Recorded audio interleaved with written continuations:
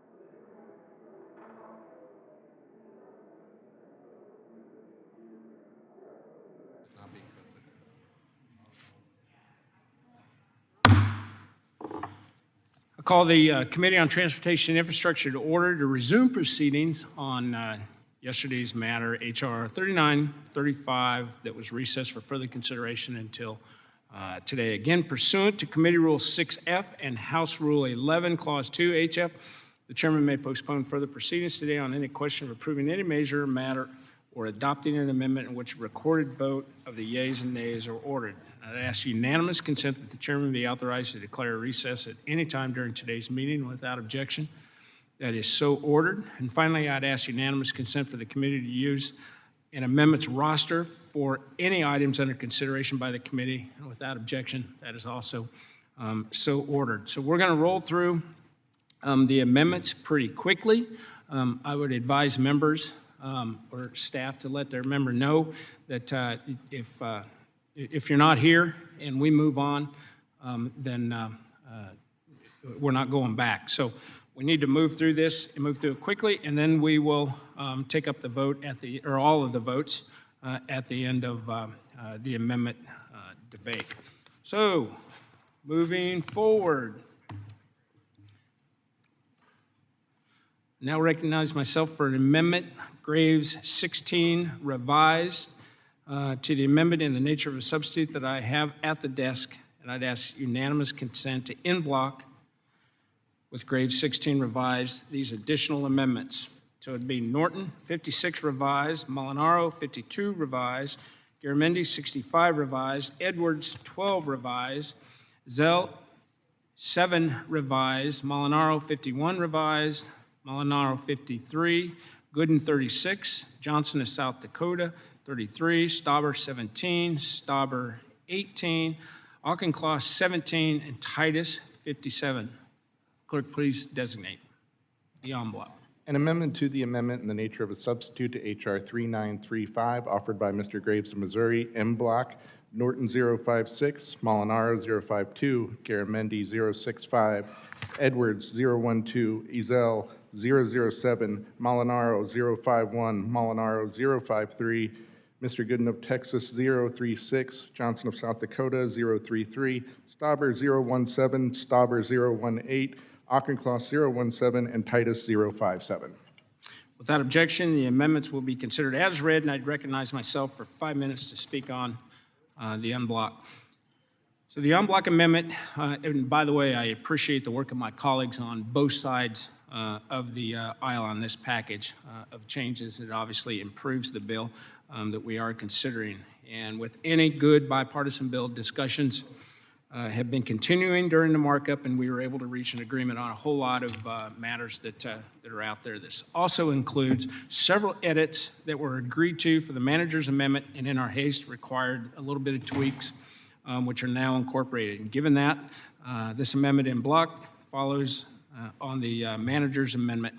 And I appreciate the hard work that went into this on both sides of the aisle, and I urge every member to support the en bloc. And I know staff were working fairly late to get this done, and I appreciate that in a huge, huge way. And with that, I yield back and recognize Mr. Larson. Thank you, Mr. Chair. I support the en bloc amendments and urge colleagues to vote for the en bloc. This en bloc represents bipartisan policy that supports the goals and the objectives of the underlying bill. And I, too, want to thank the staff for their work after we recessed last night to make this all happen. And with that, urge support and yield back. Ms. Titus. Thank you, Mr. Chairman. I want to thank you and the ranking member for helping us to get this amendment this far. Also, Mr. Van Drew for co-sponsoring this with me. This air carrier access amendments,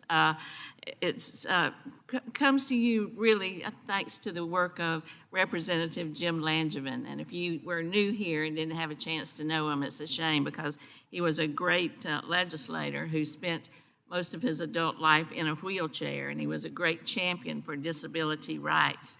We worked very hard on this language, and again, I appreciate your staff for the big four, or the four corners, for getting this here. And it includes implementing training standards for assisting wheelchair users. It establishes aircraft accessibility standards, and it sets a deadline for the DOT to investigate and respond to disability-related complaints.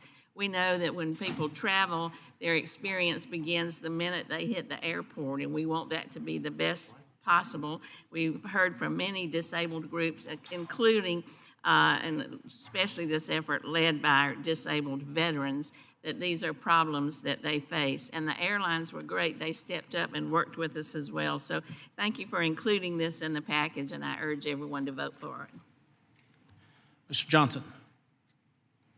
I want to start by thanking the chairman and his team. When you have a complex legislative package like this, it takes a lot of thoughtfulness and I think strategic effort to make sure that it comes together.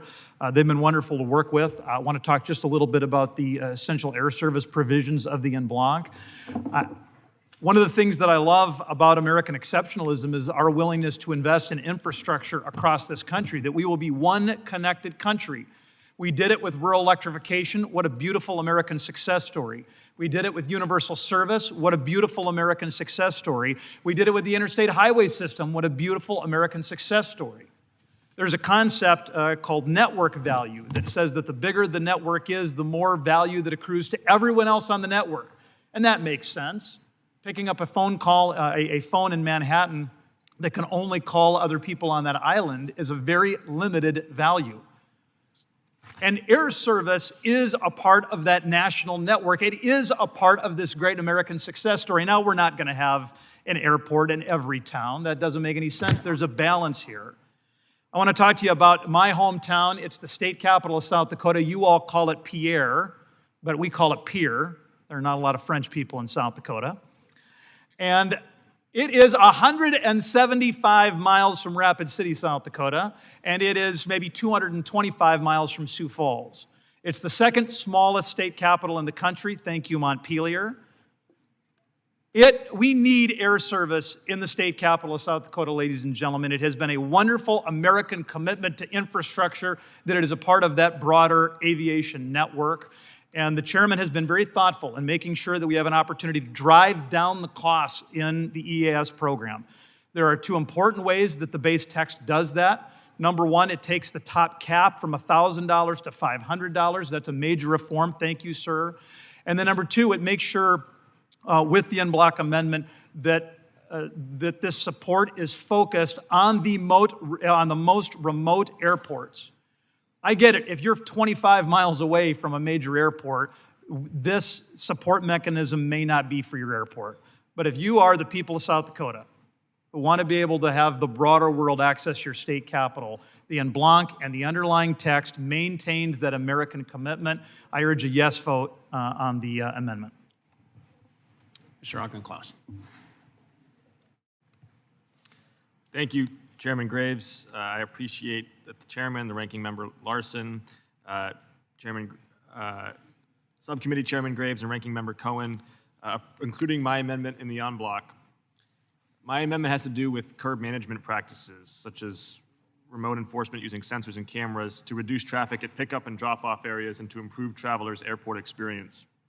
Currently, curb management is in a regulatory gray area, creating uncertainty for airports and vendors that are trying to reduce traffic, stress, and unsafe maneuvers as the flying public arrives at their terminals.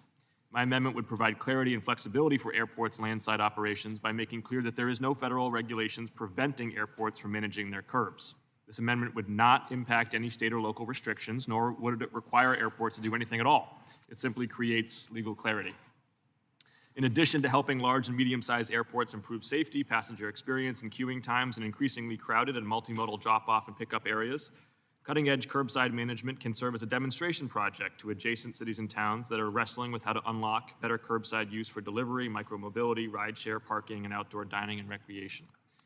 I thank my colleague, Congressman Mast, for co-sponsoring this amendment, and I urge my colleagues to support the en bloc in this measure therein. And I want to close also just on a personal note for the chairman and the ranking member. I know we're still in the mid-innings of this process, but I've just found this to be a very refreshing way to craft legislation through regular order with compromise and policy front and center. So thank you to this junior member for showing me how we can do it the right way. Thank you. Mr. Stauber. Thank you very much, Mr. Chairman. And I want to speak in support of 3 amendments from my good colleague from Pierre, South Dakota. The essential air service has made a huge impact on the district that I represent. When airlines were deregulated, small communities worried they would be abandoned by the federal government yet again. Rural districts, like the one I represent, often get written off as flyover country. EAS is the last line of defense for making this a complete reality.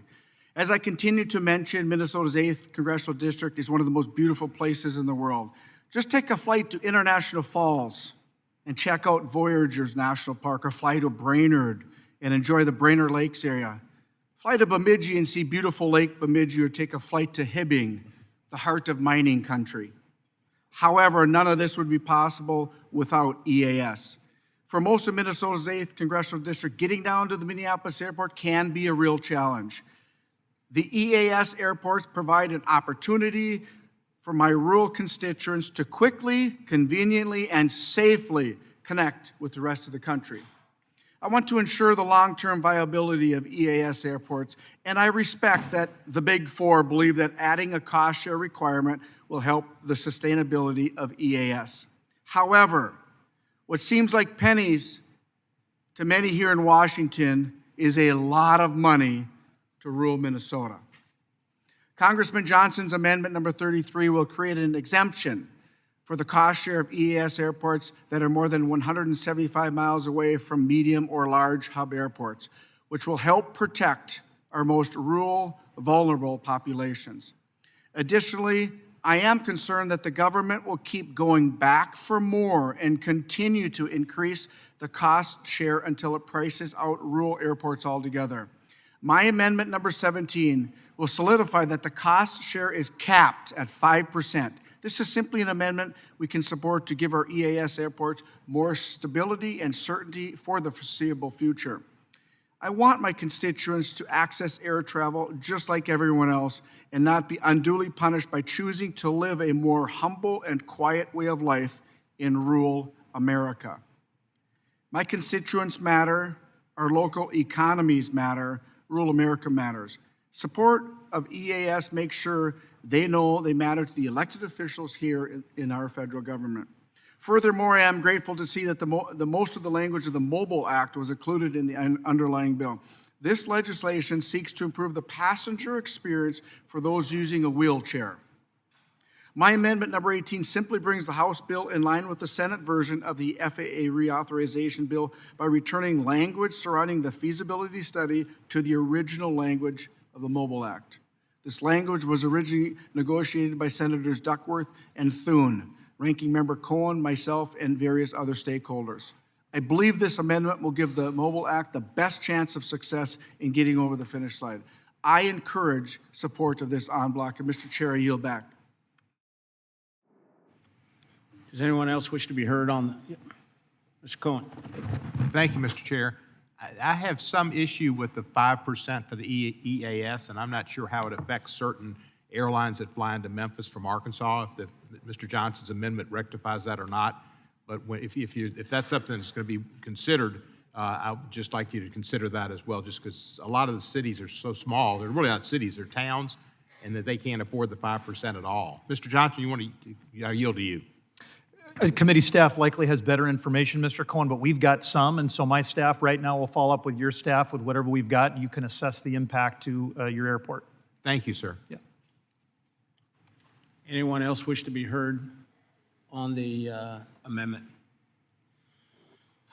Seeing no one, the question is on Graves en bloc, Amendment 1. All those in favor signify by saying aye. All opposed signify by saying nay. The ayes have it. The amendment is agreed to. I recognize Mr. Garamendi for a Thank you, Mr. Chairman. UC. Yesterday, I asked for a recorded vote on amendment number 61. I'd like to withdraw that request and withdraw and remove the issue. Thank you for the opportunity to discuss this further with the ranking member and you, Mr. Chairman. So with that request to withdraw, my vote on Amendment 61. Request is made to withdraw Amendment 61. And without objection, I guess that is so ordered. Thank you, Mr. Garamendi. Moving forward, we have, is it Mr. Ryan? Mr. Ryan. Thank you, Mr. Chair. I have an amendment at the desk number 017. Designate. Amendment to the amendment in the nature of a substitute to H.R. 3935, offered by Mr. Ryan, number 017. Without objection, the amendment is considered as read. Mr. Ryan, 5 minutes. Thank you, Mr. Chairman. Just 6 months into the year, there have been 783 unruly passengers reported to the FAA, which is on pace to be 150% more than pre-pandemic levels. My amendment is straightforward and simple. We must update the flight attendant self-defense training to actually reflect the current reality of what our flight attendants have to deal with, significant escalation of unruly passenger behavior. We need to ensure that flight attendants are taught to recognize suspicious and unruly passenger behavior so they are prepared for the unfortunate realities of modern air travel. By giving our flight attendants the training and tools needed to de-escalate and subdue passengers, we can keep the skies safe not only for flight attendants, but for all passengers and others involved in air travel. With that, I urge adoption and yield back the balance of my time. Does anyone else wish to be heard on the amendment? Seeing none, I'd recognize myself for 5 minutes. The amendment directs the FAA to work to update the self-defense training. However, the underlying bill accommodates for employee training. We also address some of these concerns with employee assault prevention and response. Given that, I'm going to have to oppose the amendment. And with that, I'd yield back. Thank you for your amendment. Does anyone else wish to be heard on the amendment? Seeing none, the question is on the amendment by Mr. Ryan. All those in favor signify by saying aye. Aye. All opposed signify by saying nay. The nays appear to have it. The nays do have it. The amendment is not agreed to.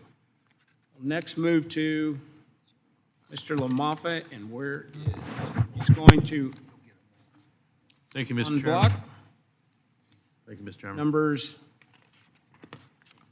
032, Go ahead. 033, 034. Did you get that? An amendment in the nature of a substitute to H.R. 3935, offered by Mr. LaMalfa, en bloc number 032, 033, and 034. Yeah, thank you, Mr. Chairman. I seek and ask consent to enter them as an unblock. All good? Yes. Thank you. I am going to, since he's on blocking, I'm going to yield him such time as he may consume so he can speak on I'll go easy, sir. Thanks. All right. On number 032, thank you again. This amendment would require the FFA to correct a small problem with their current policies preventing a restricted category civil aircraft from transporting firefighters from ground firefighting when the aircraft's special purpose operation is wildfire suppression. Now, cutting out the FAA jargon, I'll say it in more people's English here. A helicopter that's being contracted by BLM, for example, for fire suppression can carry a pilot, co-pilot, and any personnel who are directly involved in fire suppression from the air. Typically, these personnel are operating a bucket or coordinating with ground crews for the precise location of where to drop their retardant. According to the FAA's current policy, however, this helicopter cannot also be used to transport firefighters to a location where they participate in ground firefighting. The current FAA policy is an unnecessary barrier to be able to deploy and fully utilize the capabilities of existing airframes for wildfire suppression. This amendment was worked on with our colleagues on the Senate Commerce Committee and the FAA. We're all now supportive of this language. This language is expected to be included in the Senate's bill when they start markup tomorrow. Okay. On 033, the city of Banning, California, that's in Mr. Ruiz's district. He's offered this as a legislation. They would like to close their local airport, known as Banning Municipal Airport. The city has voted to close the airport in 2017 and voted to reassert that desire last night. While the airport was once a worthwhile enterprise for the city, its use has dramatically declined over the years and now a drain on the city's finances. Today, the airport costs the city about $150,000 each year. There used to be some opposition to closure in the local area from airport users, but the last commercial entity, a skydiving outfit, left the airport a couple years ago. The local Morongo Band of Mission Indians also supports this closure and will support economic development of the site and their own plot of land near the airport, which is currently more or less landlocked. The City of Banning has tentatively planned to redevelop much of the current airport site for film production, light manufacturing, and other industrial uses. This amendment requires the City of Banning to refund the FFA for funds that were used for airport development and pay back the state of California for the fair market value of the airport's land. The city has no objection to the repayment, which is estimated at about $1 million. Again, Representative Royal Ruiz represents Banning here in the House, has previously introduced legislation on this issue and is a supporter of this amendment. So I thank you, Mr. Chairman, and I would move on to number 34. This amendment will remove the FAA administrator's authority to claim extraordinary circumstances, which should void the potential use of a categorical exclusion for minor airport projects if these projects are simply repairing, replacing, or maintaining existing infrastructure without substantially changing the existing footprint of that infrastructure. Now, I understand there will be certain scenarios where the FAA administrator may need to perform assessments of an airport's project's effect on nearby lands to determine if these extraordinary circumstances exist. This amendment broadly maintains that administrator's authority. Repairs, replacements, and maintenance of existing infrastructure at an airport are almost always for safety purposes and reduce liability for airport owners and operators. It's critical that we maintain the application of categorical exclusions and keep these projects moving forward. That all said, given the mood of the committee here, I will withdraw the amendments for further discussion and move on them later, hopefully. I appreciate that very much, and I would like to work with you on the on personnel on the planes with the retardant. I don't like, however, closing airports, but that's another issue altogether. Yeah, that's a mixed feeling there too, but seems to be what they want. So Thank you for but withdrawing. the personnel movement would be extremely important. It's just common sense. We do need to fix that. So we'll take it up from a different angle. Thank you, Okay. Mr. Chairman. Thank you for withdrawing.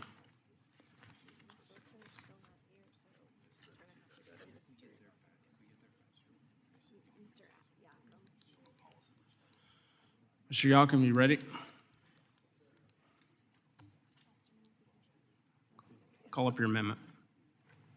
I have an amendment at the desk, number 25. Designate. Amendment to the amendment in the nature of a substitute to H.R. 3935, offered by Mr. Yocum, number 025. We'll consider the amendment as read. Mr. Yocum, you have 5 minutes. Thank you, Mr. Chairman. I want to start by thanking you for the work that you've done, as well as for the ranking member, as well as all the staff for the collaborative effort, the member-driven and bipartisan process. This is how the People's House is supposed to work. I want to thank in particular for everyone working with Mr. Menendez and me to include in part or in whole or in substance 3 of our bipartisan amendments pertaining to the drone industry in the manager's amendment, Yocum Amendments 18, 19, and 22. These amendments will help streamline Section 44807, the Section 44807 process, enhance beyond visual line of sight provisions, and strengthen the UAS Integration Office, they are in line with the substance of our bill, the Increasing the Competitiveness for American Drones Act. The amendment I'm offering with Mr. Menendez includes elements of Yocum Amendments 18 and 19 that were not included in the manager's amendment and that reference the FAA's UAS Visual Beyond Line of Sight Aviation Rulemaking Committee, or ARC. We believe it's important for the FAA to know, as it works to streamline Section 44807, that process, and toward beyond visual line of sight rules, that it shouldn't start at square one. The FAA convened with ARC a diverse array of industry stakeholders to make regulatory recommendations based on their expertise and their experience. And they delivered nearly 400 pages of recommendations. I recognize that there wasn't consensus on all of those recommendations, but there was consensus on many, including the ones flagged in our amendment. The intent of our amendment is to ensure the FAA doesn't completely disregard the important work of the ARC report.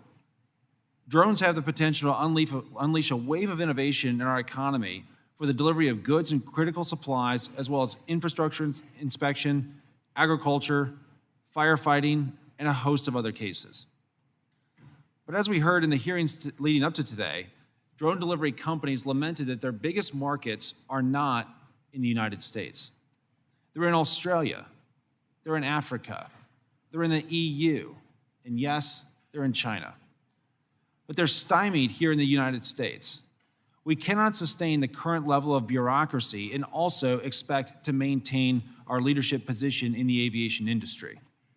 With that said, Mr. Chairman, I recognize that there are differing views on how to address specific recommendations in the ARC report and the ARC report overall. And that process is going to take a little more time than what's in front of us before this bill comes to the floor. So I'd like to ask for your commitment, Mr. Chairman, to work with myself, as well as Mr. Menendez and other stakeholders to find some common ground on language that ensures the FAA does not start back at square one on something the U.S. is already far behind on. Absolutely. Yeah. Thank you, Mr. Chairman. And with that, I withdraw my amendment and I yield back. Thank you. Mr. Massey, Have an amendment at the desk. designate.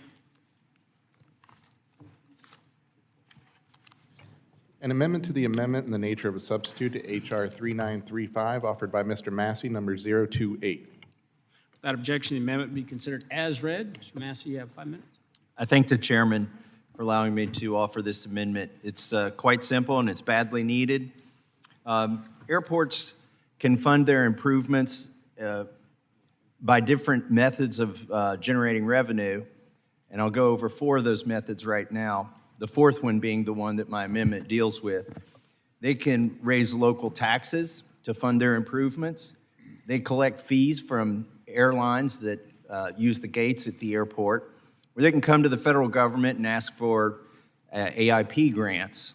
But the 4th method of generating revenue has been constrained for far too long, and that is to collect the fees themselves. There's something called a passenger facility charge, or PFC, that allows the airports to charge a fee for using the airport. What a concept, a user fee. This is not a tax. Sometimes we call taxes user fees as a euphemism so that we don't have to be blamed for raising taxes. But this is not a tax. It does not go to the government to then get redistributed. It does not come to Washington, D.C., where it gets filtered and pilfered and then go back under the discretion of an administration with strings attached back to the airports. This is a true user fee, the passenger facility charge. And Congress has artificially capped this charge at $4.50 for over 2 decades. We haven't increased the cap. I would argue there should be no cap. Let the free market decide. Let the airports decide what the fee is that they need to collect, and they know what improvements they need to make. So my amendment is very simple. It says that we will remove the PFC cap and let the airports decide, let the free market decide. This is supported by a lot of free market groups. For instance, FreedomWorks, Citizens Against Government Waste, Competitive Enterprise Institute, and Taxpayers Protection Alliance have supported this, a bill that I introduced. A bipartisan version of this amendment was a bill. I'm getting some nods on the other side of the aisle. I think they're ready to vote for this. It's pretty simple. The other thing this would do is it would free up the pressure on the AIP funds. So the AIP funds, which are much sought after, especially by the smaller airports who can't generate enough revenue from passenger facility charges to pay for all of the improvements they need.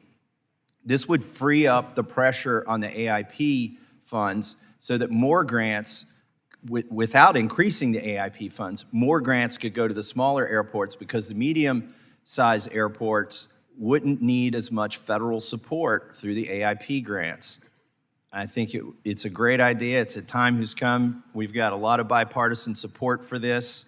I'll be honest with you, the only people that I've seen who are against it are the airlines. And don't want to pick a fight here, but I want everybody to understand who's for it and who's against it.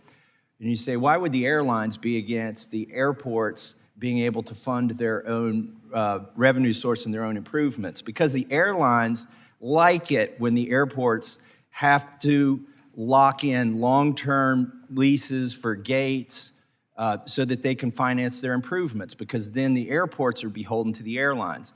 But this hurts competition. I mean, the airlines should have to compete at every airport based on their service and their flights, not based on the fact that they had the airport in a bind and the airport needed to do improvements, so they signed some 10-year or other long-term contract with an airline. That makes the incumbents at the airport stronger, the airlines that is, at the expense of consumers, frankly. So it's a very simple concept. Let the airports collect the fees. Let them become more independent of the federal government, more independent of the taxpayer, less beholden to the airlines at the airports, and provide better service. I mean, at the end of the day, a lot of what we debate here is not, do we want better transportation? It's how the heck are we going to pay for it? Well, I say let the users pay for it. Don't use a tax, use a user fee, and that's what this amendment does, and I yield back the balance of my time. Mr. Larson. Thank you, Mr. Chair. Mr. Chair, I'm going to say something you don't hear Democrats say a lot. Yeah, what Tom Massey said. That said, unfortunately, I'm going to have to oppose this amendment. What? I do support increasing the PFC, and I made no mis, that's not a mystery to anyone. I will say, in crafting this bill as a whole, putting it together as a whole, it was clear that a PFC increase was not going to be part of crafting a compromise bill. And we did increase the AIP funding from $3.35 billion to $4 billion in this bill as a way to approach construction at our airports. And so, it's in the interest of ensuring that we maintain the Big Four agreement, in the interest of maintaining the bipartisan good faith compromise that we crafted to put this whole bill together, I do recommend a no vote on this amendment, and with that, yield back. Does anyone else wish to be heard? Mr. Chair. Owen. Mr. Massey, do you yield for question? Absolutely. Thank you, sir. How do you think this would have affected Delta Airlines' decision to de-hub Cincinnati? So in Cincinnati, since the CVG airport, which is in my congressional district, Delta had kind of a monopoly there. For many years, we had the highest or second highest airplane tickets in the country. And it was hard for other challengers to come into the CVG airport because Delta had such a stranglehold on the CVG airport. They eventually left and prices went down. Now our options decreased because we weren't a hub anymore. But the CVG airport in Kentucky, but otherwise known as the Cincinnati airport, is in favor of this because they're one of those medium-sized airports that doesn't like to be beholden to the airlines like we were a few decades ago with Delta there. Do you think they might have increased their fees and had before not knowing that Delta was going to jettison them? And then they'd have wasted the money because they'd had all these fees and more gates and more everything at the airport in Kentucky, and then not have the airplanes. Well, I think what could have happened is they wouldn't have been beholden to Delta. I mean, what you say is a possibility, but I don't think they would have wasted them. I know the CEO at the CVG airport, and she's very competent. She doesn't want to build an amusement park with these fees. It's not going to be a Taj Mahal. They have really basic needs, and I think she would use them for that. Thank you, sir. And while we're having a colloquy, if you would indulge me a little bit of time here, I want to point out to Mr. Massey. thank you. To Mr. Larson's point, my amendment is not a PFC increase. I urge everybody to read it. I'm saying, let's get out of it. Let's don't decide what the amount should be. If there's going to be an increase, the airports will increase it. This is not an increase. Now, I did have, there was a prior version of this bill that the Democrat, former chairman of this committee, DeFazio, he and I used to co-sponsor this bill. He wanted to increase the cap. And I said, well, instead of being blamed for increasing something, I'd rather not have a cap. And he said, well, that's actually better than what I want. And so we came together and decided to do that. So it's not an increase, but using the gentleman from Tennessee's time, if I could ask Mr. Larson a question, why didn't we have a PFC cap increase or uncapping of the PFC in this bill? Why was that a pre-made agreement? On this particular bill? Yes. Oh, yeah. I have encouraged my members to look at this bill as a whole and not as one issue, any one issue. And crafting this bill with the indulgence of the chair and the majority side, crafting this bill as a bipartisan compromise where a lot of trade-offs had to be made in order to get a good bill with a lot of member input and a lot of member support. And this is one of those issues that had to fall by the wayside.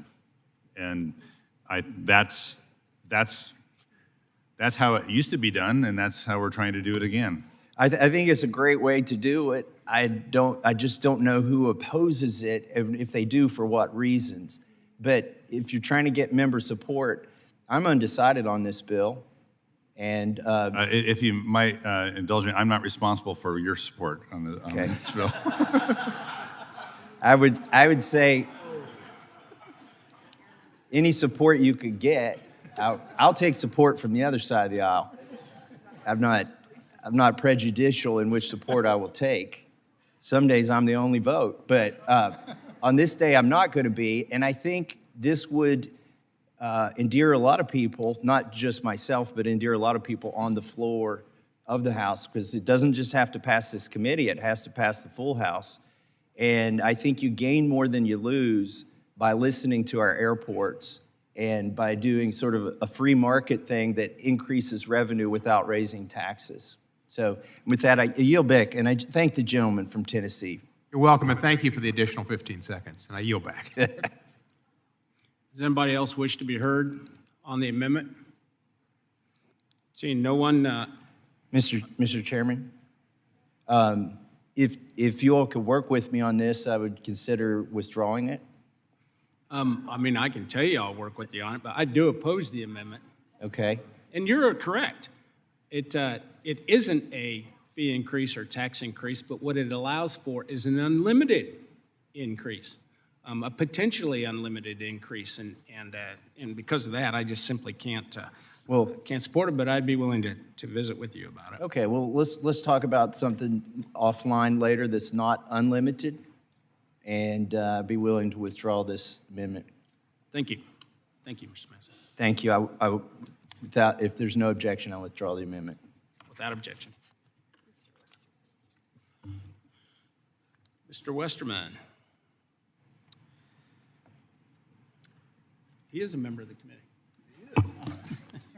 committee. Designate Mr. Westerman's amendment. An amendment to the amendment in the nature of a substitute to H.R. 3935 offered by Mr. Westerman, number 029. Without objection, the amendment be considered as read. And Mr. Westerman, you have 5 minutes. Thank you, Chairman Graves and Ranking Member Larson. Also want to commend you on the great job you've done and your staff in working together and coming up with a solid bipartisan bill. And thank you for all the policies that you've worked with me and my team on to go into the base text, into the manager's amendment, and also into the en bloc. This has, I think, been a great process, and we'll end up with a a good bill. I've got one final amendment that is simply just a technical amendment, and it's for clarification purposes to make sure that Section 204 works as intended. As you know, the FAA has mandated that all aircraft be equipped with automatic dependent surveillance broadcast, or ADS-B technology, which provides greater efficiency and safety for aircraft separation. That's a good thing. As such, aircraft are now broadcasting unencrypted signals providing the flight identification, aircraft type, Mode S code, or the aircraft address, position, speed, and other detailed flight data. The unintended consequences of ADS-B is open source, real-time flight tracking, which is in some cases can be a security concern, especially for individuals and companies using their aircraft for business purposes. Section 204 is meant to address those concerns. There are a myriad of places in Section 204 that reference ICAO aircraft identification codes. That term can be confusing as it can refer to a number of different aircraft codes. To avoid confusion, my amendment specifically identifies the Mode S code as the identifying code. The amendment also harmonizes this section with the standard operating procedure of the FAA by allowing applicants under this section to attest to the safety or security need for a new Mode S code. Again, this amendment doesn't change the purpose of Section 204 or make any substantive changes. It's a technical amendment only to ensure that the section functions as intended. I ask my colleagues to support the amendment, and I yield back. Mr. Larson. Thank you, Mr. Chairman. Unfortunately, I have to oppose Mr. Westman's amendment, which, in my view, would further erode the transparency of our air traffic system.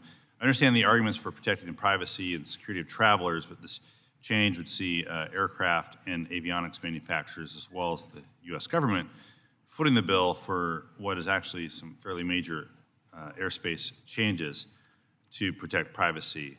We've reached a bipartisan agreement on the base text of this provision and would ask colleagues to oppose this amendment.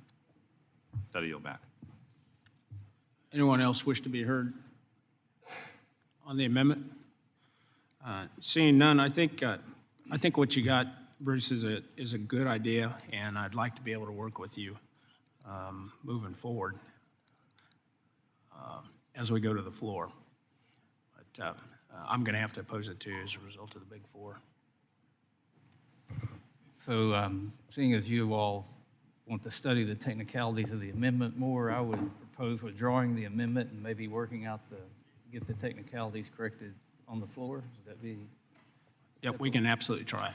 Yep. All right, then I'll offer to withdraw the amendment. Thank you. Brian, Mr. Mast, we'll go to you. Your first amendment is, in fact, we'll let you do one, and then we'll do the second one. So designate Mr. Mast 56. An amendment to the amendment in the nature of a substitute to H.R. 3935, offered by Mr. Mast, number 056. Without objection, the amendment be considered as read. Mr. Mast, you're recognized for 5 minutes on your first amendment.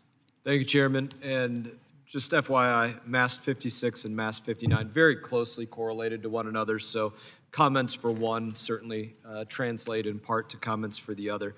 And just to start with the thesis of this, it's an amendment that would require airports, reports to the FAA when they deny or when they expand services at the airport curb. And you know, most of us in here, we fly usually once or twice a week, and sometimes more often than that if we're going to or from Codell's and other places in between. And what do we encounter at the curb of the airports? We encounter law enforcement. Maybe you encounter people that are get a family or a friend to drop them off. You encounter taxis, Ubers, Lyfts. You encounter outside parking facilities that are dropping people off. You encounter hotel transports, rental car transports, cruise ship or tourist destination transports, and the list goes on and on. And for entities that may be asking us for support to build infrastructure at the airports, or more parking, or more curbside, or grants, or affect user fees, or you name it. I think it'd be important that we have some report to the FAA that we can observe to say, why were you denying, why were you expanding these services, so that when they're coming to us later in the future, we understand that situation. So that's the nature of MAST number 56, that we get a report on what's being expanded or denied at the curb in terms of all of these access to the curbside, which we encounter and probably see as largely congested. I can't remember the last airport that I went to or where I didn't see it hugely congested. And so in that, I yield back the remainder of my time and ask for your support. Mr. Larson. Thank you, Mr. Chair, and I appreciate Mr. Mast's amendment. Unfortunately, we'll be opposing it. I just don't think it's, the FAA has enough burdens we're putting on it, as well as not achieving the challenges that they have at times, and adding more to that is probably not in the best interest of the overall goal we're trying to get the FAA to do. And that said, I mean, I know if I were confronted with this problem in my own district or in the airport I use, I would be sitting down with the airport directly and asking them these questions, and have done that in the past on other issues, and wouldn't hesitate to do that, and would encourage members to do that as well. But at this point, no, I'll be opposing. Would the gentleman yield for a moment? MAS 56. Would you yield for a moment? Yeah, sure. I'll yield. And the comment would simply be this. I don't think we control every single thing that the personnel at the FAA read, but this would require that the airports report their decision-making to the FAA, not that the FAA burden themselves with reading something, but it would be important to have information in the file to draw upon when we need that information, instead of scrambling at a later date to try and go back and come up with the who, what, when, where, and why of what happened. And I thank you for yielding. Yeah, gentlemen, you're very welcome. It doesn't change the fundamental opposition to the amendment, and I'd ask members to oppose. With that, I yield back. Does anyone else wish to be heard on the amendment? Seeing no one. The question is on the amendment. Mr. Mast, number 56. All those in favor signify by saying aye. Aye. All opposed signify by saying nay. It appears the nays have it, and the nays do have it. Now we have Mr. Mast, number 59. Designate, please. MAS number 59. An amendment to the amendment in the nature of a substitute to H.R. 3935, offered by Mr. Mast, number 059. Without objection, the amendment will be considered as read. Mr. Mast, 5 minutes. Thank you, Chairman. And again, as I said, with 56, similar issues. So I'm not going to rehash everything that I just went over, but to say there should be a fairness and equal treatment for everybody that is coming to the curbside of an airport, and a realization that they do all have to work together to create an accessible system for the multi-modes of transportation that we all come encounter with when we're flying in or out of a place. And so this would ensure that anyone who accesses the airport curb be treated equally, that all commercial operators, all those that I listed off, from the rental car companies to the Uber, the Lyft, the taxi, the cruise ship companies, the buses, the airports, you name it, that they be subject to some kind of standard across that for rates and fees and other charges, and that be looked at in that way, instead of pigeonholing or gouging one company over another. And in that is the nature of this amendment, and I look forward to hearing your comments of support. Mr. Larson. Thank you, Mr. Chair. And unfortunately, Mr. Mast will be waiting a bit longer for that, but appreciate it. The amendment is overly prescriptive further undermining individual airports' ability to make their own decisions, and oppose the amendment and encourage my colleagues to do the same. If you all want to work with me, I'm happy to withdraw this. Anyone else wish to be heard on the amendment?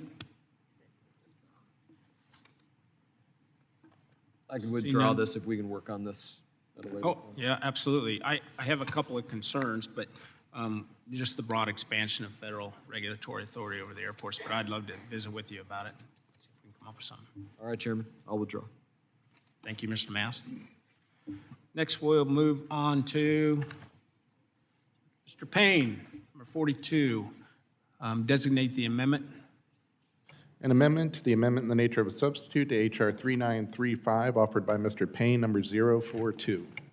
Without objection, the amendment be considered as read. Mr. Payne, you have 5 minutes.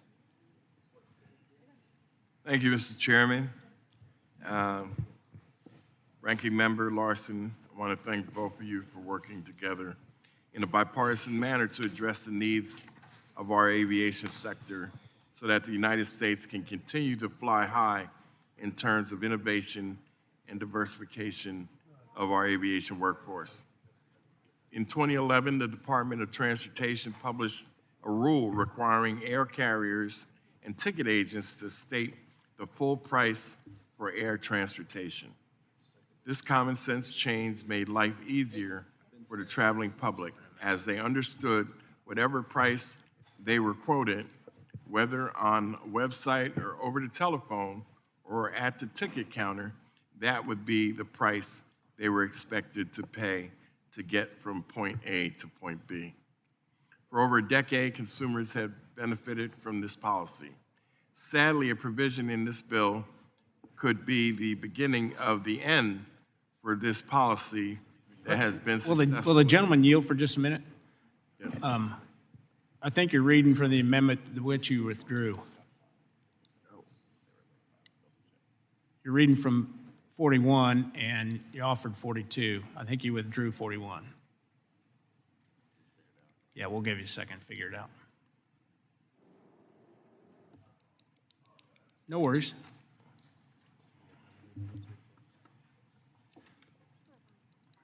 We're fine.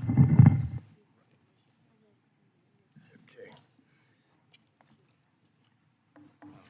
Well, Mr. Chairman and Ranking Member, forget all that I just said. We'll even erase the clock for you, and we'll start over again. How's that? Never mind. Well, You have 5 minutes. thank you. This amendment simply requires the FAA administrator to consult federal and local law enforcement officials to ensure that any waiver issued by the administrator over an area with the temporary flight restriction would not risk the safety and security of the public within that area. As a member of this committee and House Committee on Homeland Security, I understand the benefits and drawbacks of temporary flight restrictions.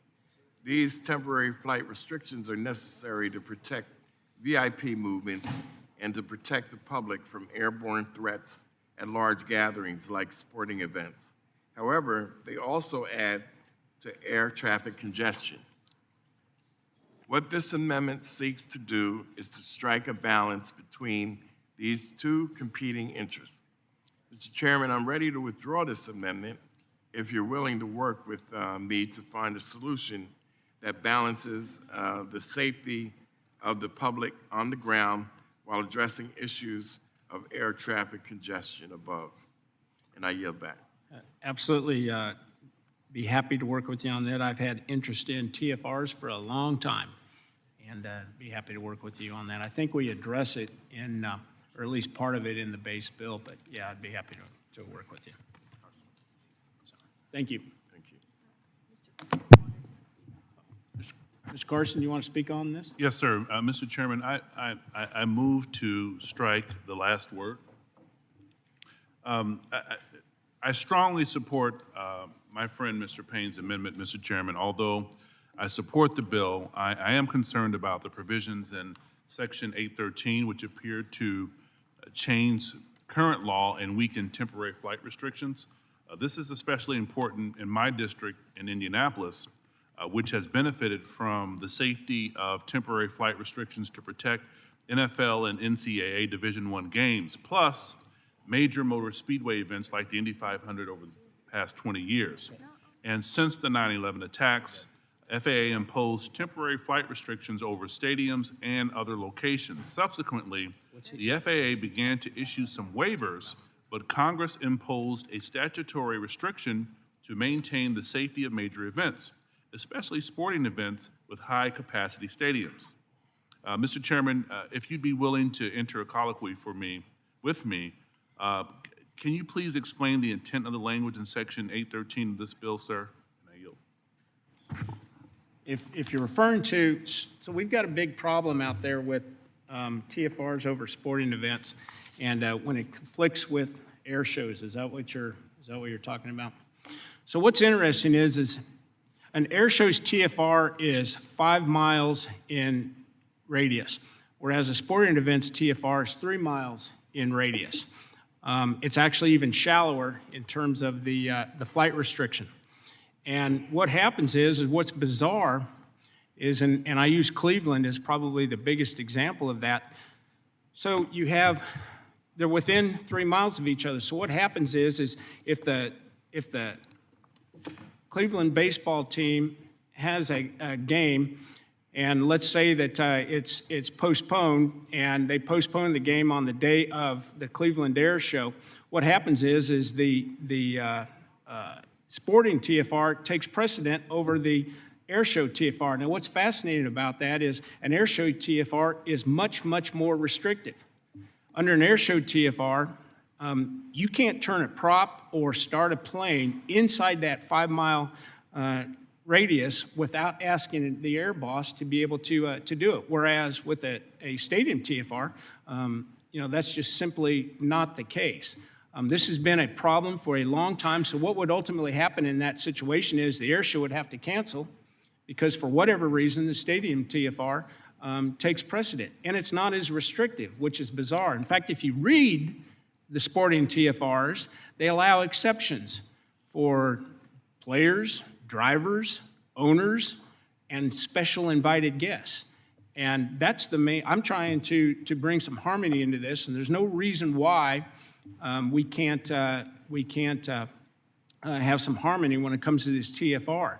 Now, what's fascinating to me overall in the grand scheme of things when it comes to stadium TFR, it's 3 miles. You load up what's the slowest aircraft out there? Piper Cub.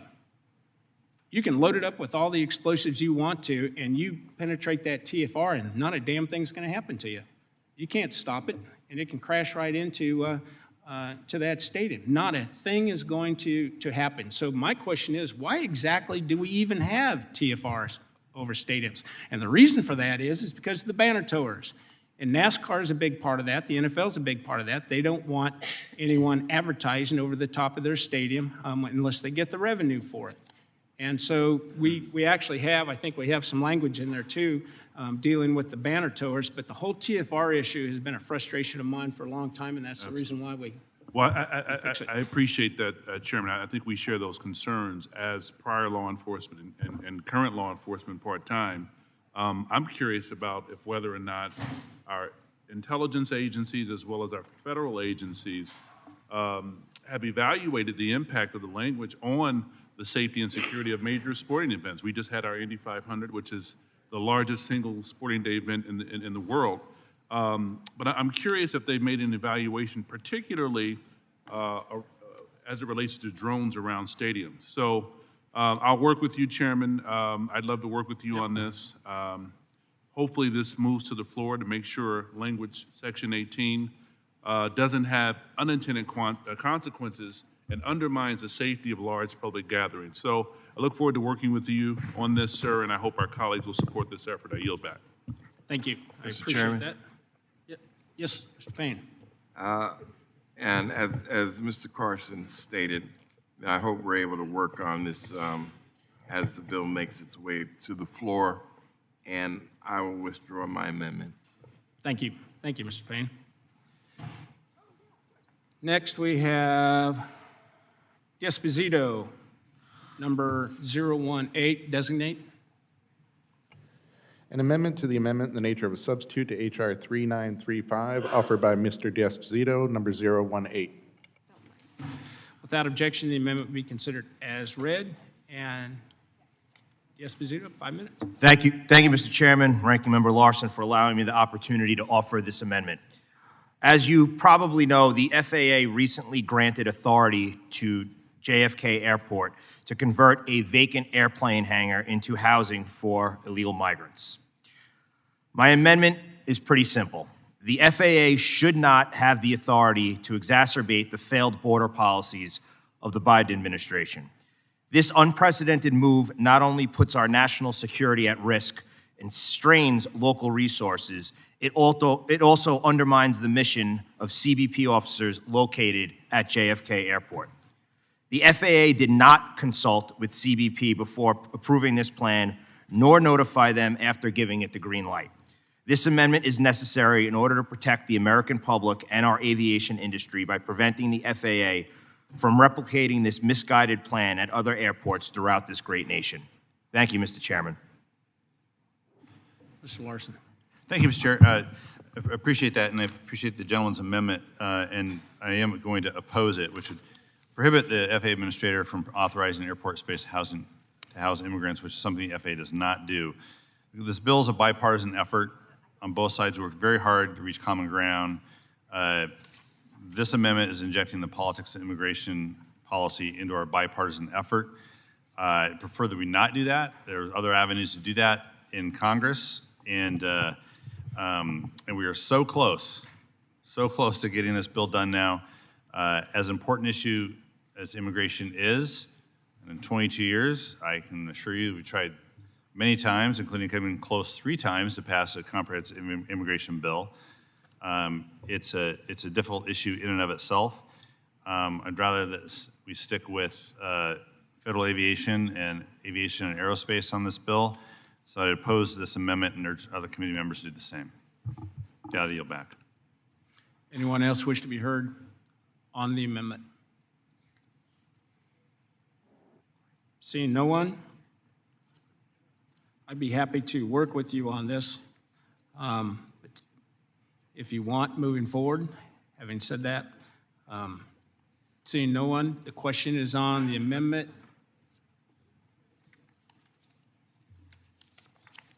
The amendment by Mr. D'Esposito, number, which one is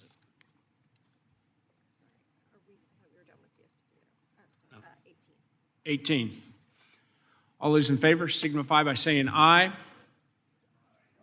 All opposed signify by saying nay. It appears the nays have it. The nays do have it. Thank you. Mr. Garcia. You have an Thank amendment you, designate? Mr. Chairman. I have an amendment at the desk. Designate. An amendment to the amendment in the nature of a substitute to H.R. 3935, offered by Mr. Garcia of Illinois, number 031. Without objection, the amendment will be considered as read. Mr. Garcia, you have 5 minutes. Thank you, Mr. Chairman. A safer, more efficient air travel system is possible if we take steps to empower the airport service workforce. That is why I rise in support of my amendment that ensures that all service workers, regardless of race, background, or zip code, are respected, protected, and paid living wages.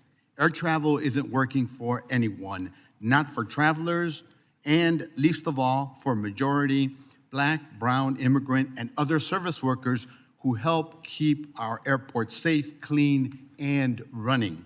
The very people who keep our world moving are too often these very same workers who are denied a decent wage and benefits like paid time off or affordable health care, leaving them unable to support their families or pay their bills. Many airport service workers' wages have been near poverty level for the past 20 years, and this status quo must change if we want to truly address the crisis in air travel.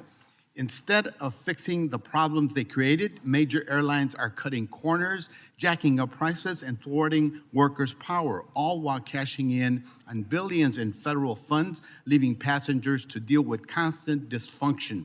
A stable, well-paid, and experienced workforce is critical to ensuring a safe, secure, and equitable air travel system, which is why we need federal action now to support airport service workers. Better jobs for airport service workers means lower turnover and a more highly trained workforce, which in turn makes airports safer for everyone.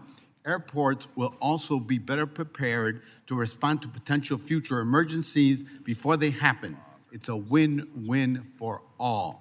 That's why I'm proud that my hometown, Chicago, is in line with the growing number of airports around the country, such as SFO, Newark International, JFK, LaGuardia, and Philadelphia, that have specifically made the connection between reducing turnover and improving security outcomes when lifting up job standards for service workers at those airports. These policies lift the lives of frontline workers like my constituent, Diana Ordaz Quesada, who makes air travel possible for the elderly and people with disabilities at Midway International Airport and ensures that they're transported to their destination safely. She is on her feet for nearly 10 hours a day, walking 30,000 steps while pushing passengers and handling their luggage. Diana is frequently told to stay for mandatory overtime, which is difficult for her mother, for she is a mother of 5 and she has to balance work and family needs. Airport service workers like Diana are the unsung heroes of air travel. And coming out of the pandemic, where workers like Diana had to show up to work in order to keep their jobs, to keep us moving. The least we can do in this process is not leave them behind and address the unsustainable status quo for workers and travelers alike. As broader industry-wide chaos continues throughout our aviation system, it's clear that we have a big challenge ahead of us, but we also have an opportunity for a way forward. But we also have an opportunity to ensure that airport service workers get to be central in fixing our current crisis and including the Good Jobs for Good Airports Act standards as part of the FAA reauthorization should be the start. I'm proud to be in partnership with my friend and colleague, Congresswoman Holmes Norton, on this important effort to center airport service workers in the FAA reauthorization, which will ensure our taxpayer dollars are advancing a safe, secure infrastructure inside and outside airports across our nation. I would ask that the chair and ranking member continue to work with me on this issue as this legislation advances in the House and keep all aviation workers, including airport service workers, at the forefront of this FAA process. And with that, Mr. Chairman, keeping in the spirit that we've conducted ourselves so far, I will withdraw my amendment. Thank you, Mr. Garcia. Mr. Larson. Yeah, thank you for recognizing me out of order, Mr. Chair, and appreciate the gentleman withdrawing the amendment. But I do want to just underscore our own experience in Washington State at Seattle-Tacoma International Airport, where there was an effort to raise the minimum wage several years back. A lot of opposition from business folks at that time, but it did pass, and it did raise the standard of living for airport workers. Since then, there's been more done, but there still needs to be more done, and there's no doubt about that. So I do stand with Representative Garcia and look forward to working with him in the future to ensure good jobs for the workers at our airports. And with that, I yield back. Thank you, Mr. Garcia. Next, we'll move to Ms. Wilson, and I think you want to unblock 34. You changed your mind. Which one you want to go first? 34? Oh, you want to withdraw? Well, that's even better.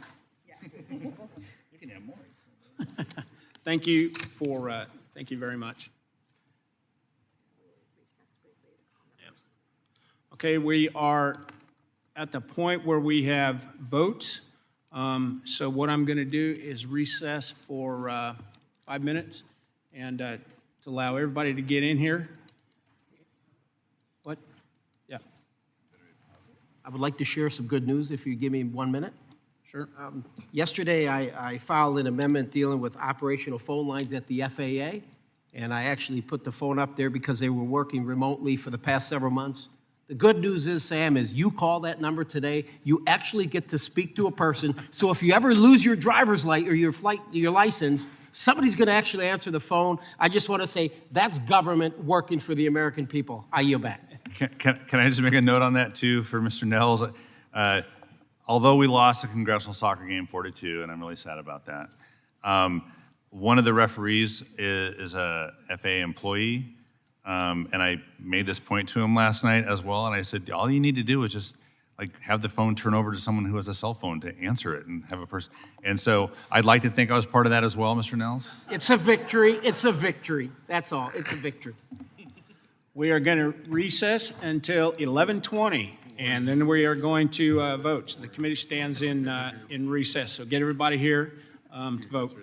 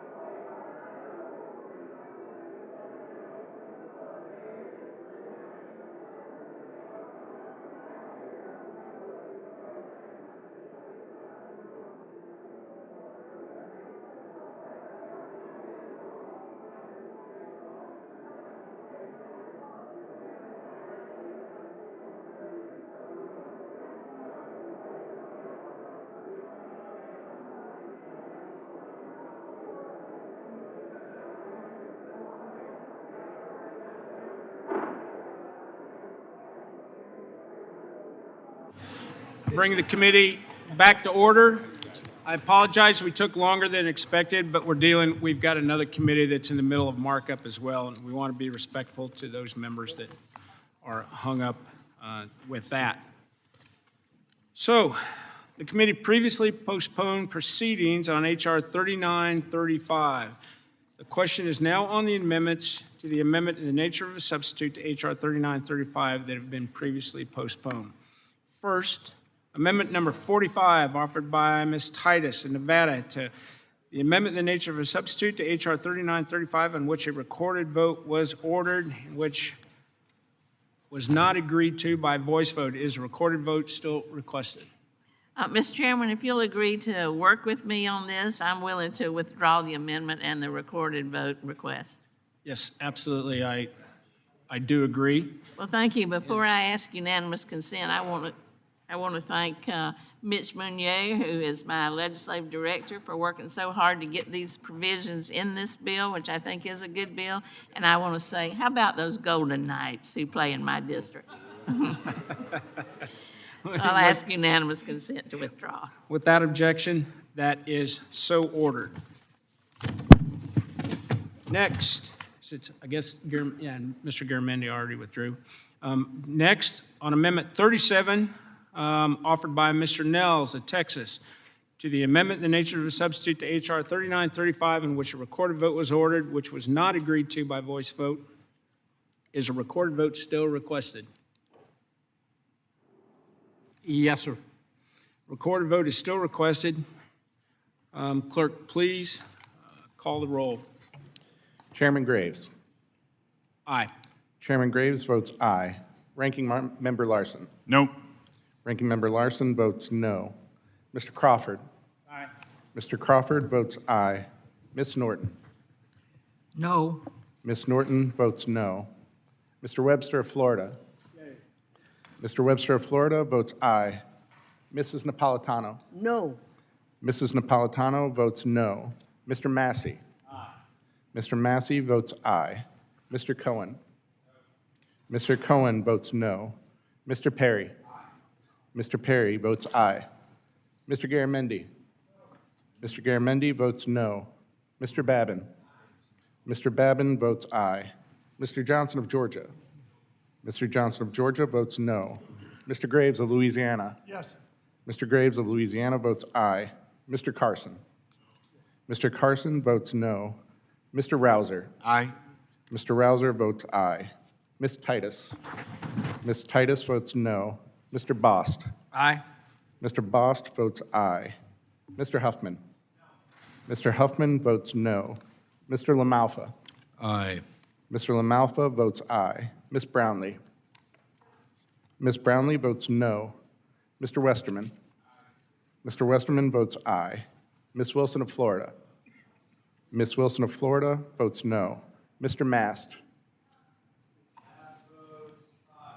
Mr. Mast votes aye. Mr. Payne. Mr. Payne votes no.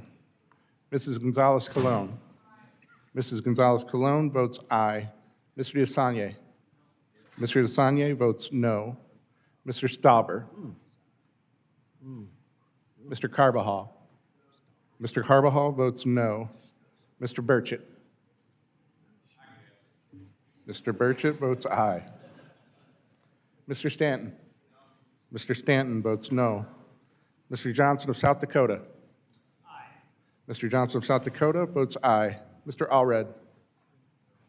Mr. Allred votes no. Mr. Van Drew. Yes. Mr. Van Drew votes aye. Ms. Davids of Kansas. Ms. Davids of Kansas votes no. Mr. Nels. Aye. Mr. Nels votes aye. Mr. Garcia of Illinois. Mr. Garcia of Illinois votes no. Mr. Gooden of Texas. Mr. Gooden of Texas votes aye. Mr. Pappas. Mr. Pappas votes no. Mr. Mann.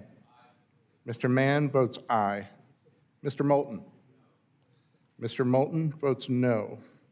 Mr. Owens. Mr. Owens votes aye. Mr. Auchincloss. Mr. Auchincloss votes no. Mr. Yakum. Aye. Mr. Yakum votes aye. Ms. Strickland. Ms. Strickland votes no. Mrs. Chavez DeRemer. Aye. Mrs. Chavez DeRemer votes aye. Mr. Carter of Louisiana. Mr. Carter of Louisiana votes no. Mr. Edwards. Aye. Mr. Edwards votes aye. Mr. Ryan. Mr. Ryan votes no. Mr. Kane of New Jersey. Aye. Mr. Kane of New Jersey votes aye. Mrs. Peltola. Mrs. Peltola votes no. Mr. D'Esposito. Mr. Menendez. Mr. Menendez votes no. Mr. Burleson. Aye. Mr. Burleson votes aye. Ms. Hoyle of Oregon. Ms. Hoyle of Oregon votes no. Mr. James. Aye. Mr. James votes aye. Ms. Sykes. Ms. Sykes votes no.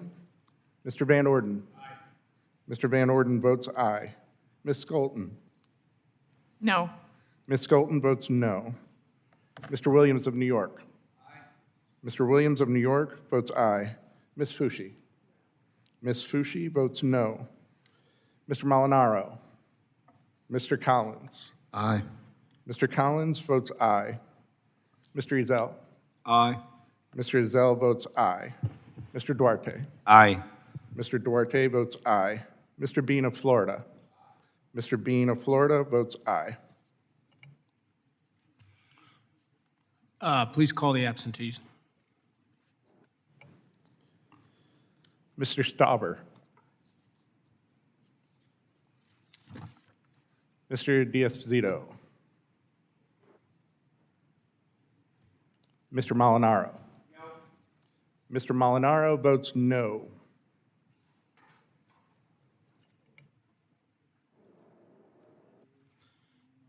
Have all members been recorded who wish to be recorded?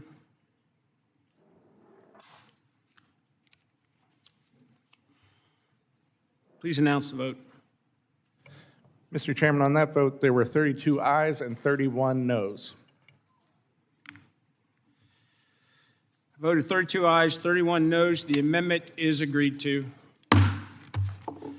Next, on Amendment 9, offered by Mr. Collins of Georgia, to the amendment in the nature of a substitute to H.R. 3935, in which a recorded vote was ordered, which was agreed to by voice vote. Is a recorded vote still requested? By me, I want it on voice. I'm not the one that requested it. Yeah, you requested. Yes. Please call the roll. Chairman Graves. No.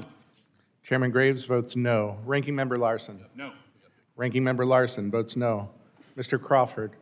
Yes. Mr. Crawford votes aye. Ms. Norton. No. Ms. Norton votes no. Mr. Webster of Florida. Mr. Webster of Florida votes no. Mr. Webster of Florida votes aye. Mrs. Napolitano. No. Mrs. Napolitano votes no. Mr. Massey. Mr. Massey votes aye. Mr. Cohen. Mr. Cohen votes no. Mr. Perry. Mr. Perry votes aye. Mr. Garamendi. Mr. Garamendi votes no. Mr. Babin. Mr. Babin votes aye. Mr. Johnson of Georgia. Mr. Johnson of Georgia votes no. Mr. Graves of Louisiana. Mr. Graves of Louisiana votes no. Mr. Carson. Mr. Carson votes no. Mr. Rouser. Aye. Aye. Mr. Rouser votes aye. Ms. Titus. Ms. Titus votes no. Mr. Bost. Aye. Mr. Bost votes aye. Mr. Huffman. Mr. Huffman votes no. Mr. LaMalfa. Aye. Mr. LaMalfa votes aye. Ms. Brownlee. Ms. Brownlee votes no. Mr. Westerman. Mr. Westerman votes aye. Ms. Wilson of Florida.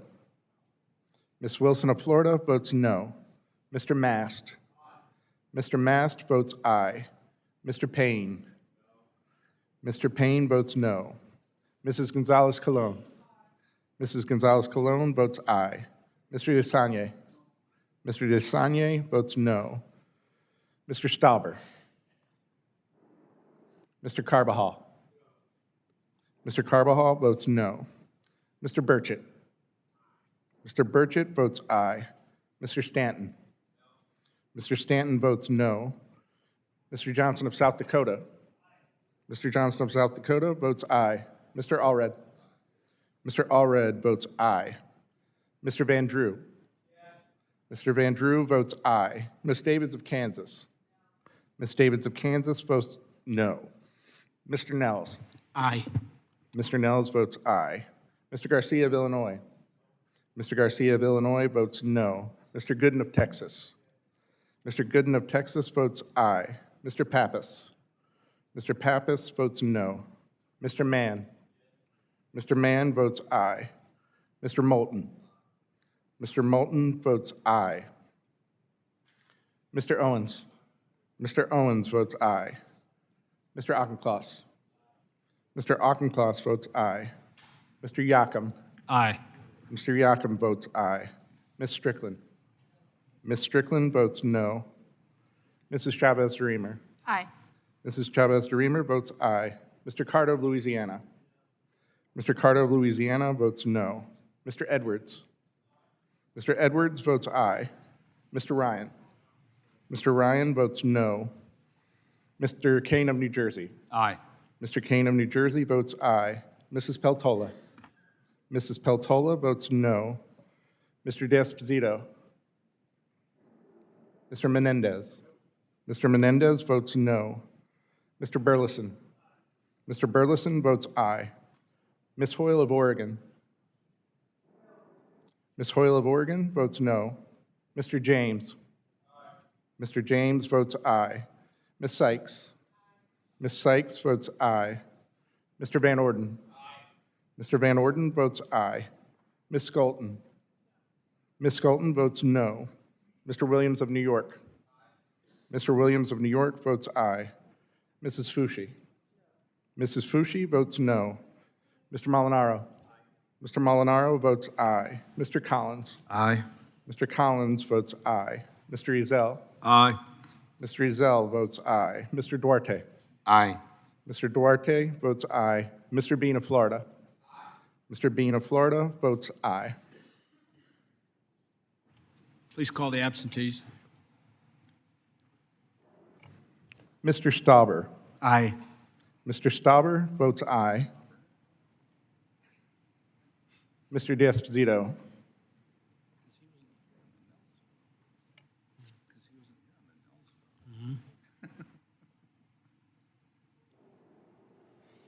Has everyone been recorded that wishes to be recorded?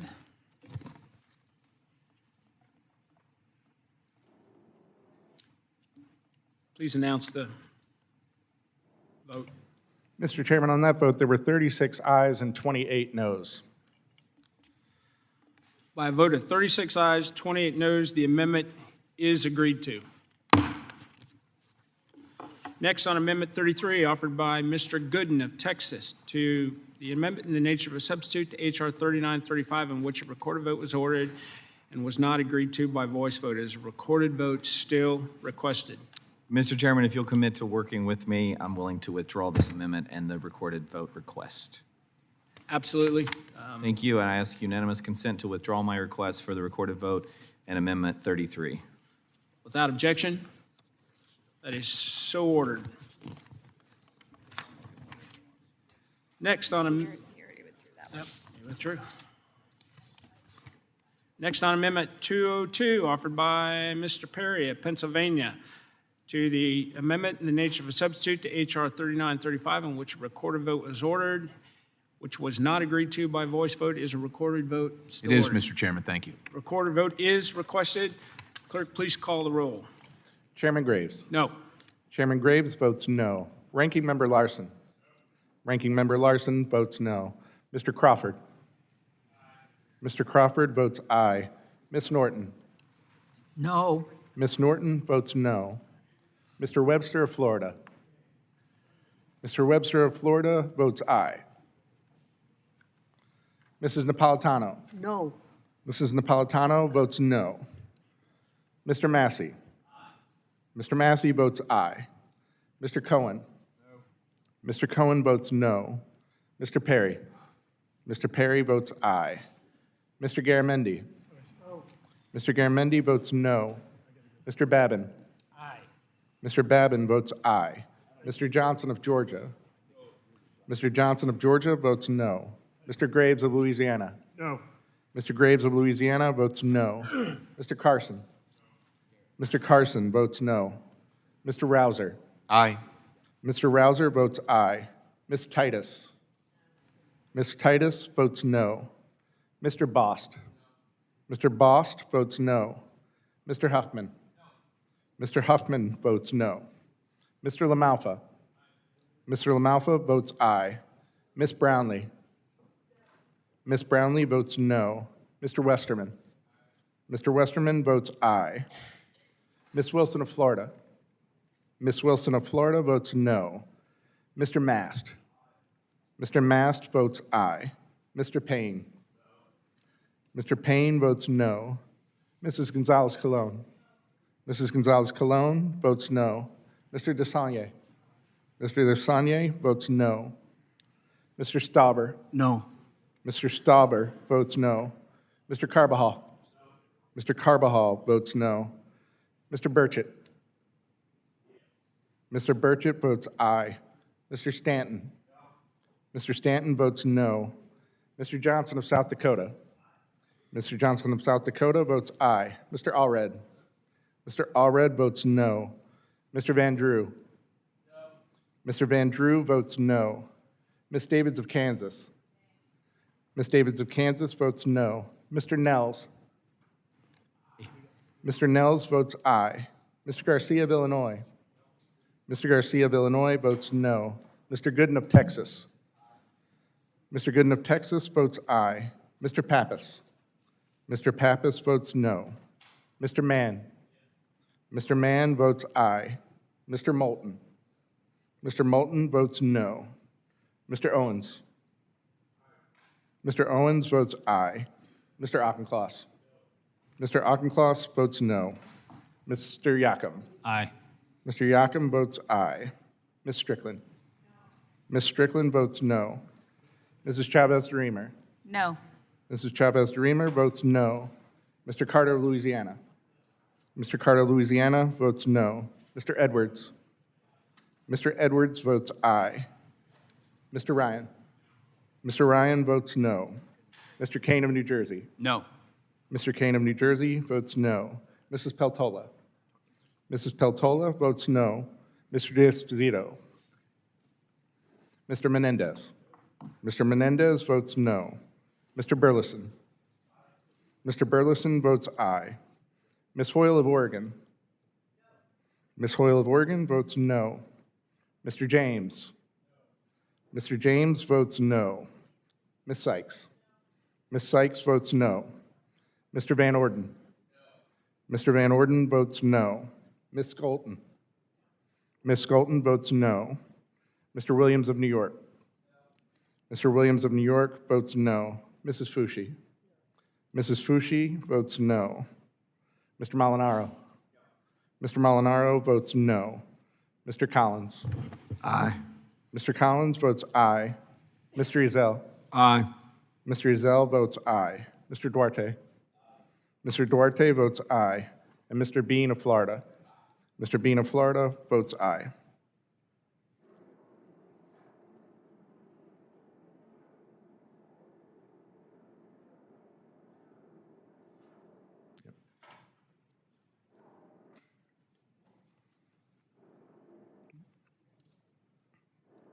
You want to call the absentees?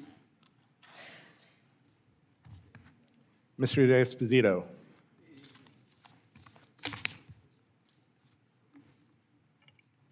Does anyone wish to be recorded that isn't recorded?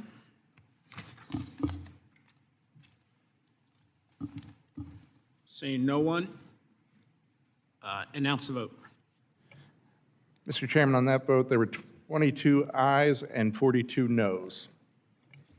By a vote of 22 ayes, 42 noes, the amendment is not agreed to. Next, on Amendment 34, offered by Mr. Gooden of Texas, to the amendment in the nature of a substitute to H.R. 3935, in which a recorded vote was ordered, which was not agreed to by voice vote. Is a recorded vote still requested? No, it's not, Mr. Chairman. I believe we've actually included this in another amendment, so I would ask for unanimous consent to withdraw my request for the recorded vote and Amendment 34. Without objection, so ordered. Thank you. Next, on Amendment 218, revised, offered by Mr. Perry of Pennsylvania, to the amendment in the nature of a substitute to H.R. 3935, in which a recorded vote was ordered, which was not agreed to by voice vote. Is a recorded vote still requested? It is, Mr. Chairman. Thank you. The recorded vote is still requested. Clerk, please call the roll. Chairman Graves. No. Chairman Graves votes no. Ranking Member Larson. No. Ranking Member Larson votes no. Mr. Crawford. Aye. Mr. Crawford votes aye. Ms. Norton. No. Ms. Norton votes no. Mr. Webster of Florida. Mr. Webster of Florida votes aye. Mrs. Napolitano. No. Mrs. Napolitano votes no. Mr. Massey. Aye. Mr. Massey votes aye. Mr. Cohen. Mr. Cohen votes no. Mr. Perry. Mr. Perry votes aye. Mr. Garamendi. Mr. Garamendi votes no. Mr. Babin. Mr. Babin votes aye. Mr. Johnson of Georgia. Mr. Johnson of Georgia votes no. Mr. Graves of Louisiana. Mr. Graves of Louisiana votes no. Mr. Carson. Mr. Carson votes no. Mr. Rouser. Aye. Mr. Rouser votes aye. Ms. Titus. Ms. Titus votes no. Mr. Bost. Mr. Bost votes aye. Mr. Huffman. Mr. Huffman votes no. Mr. LaMalfa. Mr. LaMalfa votes aye. Ms. Brownlee. Ms. Brownlee votes no. Mr. Westerman. Mr. Westerman votes aye. Ms. Wilson of Florida. Ms. Wilson of Florida votes no. Mr. Mast. Mr. Mast votes aye. Mr. Payne. Mr. Payne votes no. Mrs. Gonzalez-Colon. Mrs. Gonzalez-Colon votes aye. Mr. Desanye. Mr. Desanye votes no. Mr. Stauber. Aye. Mr. Stauber votes aye. Mr. Carbajal. Mr. Carbajal votes no. Mr. Burchett. Mr. Burchett votes aye. Mr. Stanton. Mr. Stanton votes no. Mr. Johnson of South Dakota. Mr. Johnson of South Dakota votes aye. Mr. Allred. Mr. Allred votes no. Mr. Van Drew. Mr. Van Drew votes aye. Ms. Davids of Kansas. Ms. Davids of Kansas votes no. Mr. Nels. Yes. Mr. Nels votes aye. Mr. Garcia of Illinois. Mr. Garcia of Illinois votes no. Mr. Gooden of Texas. Mr. Gooden of Texas votes aye. Mr. Pappas. Mr. Pappas votes no. Mr. Mann. Mr. Mann votes aye. Mr. Moulton. Mr. Moulton votes no. Mr. Owens. Mr. Owens votes aye. Mr. Auchincloss. Mr. Auchincloss votes no. Mr. Yocum. Aye. Mr. Yocum votes aye. Ms. Strickland. Ms. Strickland votes no. Mrs. Chavez-DeRemer. Aye. Mrs. Chavez-DeRemer votes aye. Mr. Carter of Louisiana. Mr. Carter of Louisiana votes no. Mr. Edwards. Mr. Ryan. Mr. Ryan votes no. Mr. Kane of New Jersey. Aye. Mr. Kane of New Jersey votes aye. Mrs. Peltola. Mrs. Peltola votes no. Mr. D'Esposito. Aye. Mr. D'Esposito votes aye. Mr. Menendez. Mr. Menendez votes no. Mr. Burleson. Mr. Burleson votes aye. Ms. Hoyle of Oregon. Ms. Hoyle of Oregon votes no. Mr. James. Mr. James votes aye. Ms. Sykes. Ms. Sykes votes no. Mr. Van Orden. Mr. Van Orden votes aye. Ms. Skolton. Ms. Skolton votes no. Mr. Williams of New York. Mr. Williams of New York votes no. Mrs. Fushi. Mrs. Fushi votes no. Mr. Molinaro. Mr. Molinaro votes aye. Mr. Collins. Mr. Collins votes aye. Mr. Ezell. Mr. Ezell votes aye. Mr. Duarte. Mr. Duarte votes aye. Mr. Bean of Florida. Mr. Bean of Florida votes aye.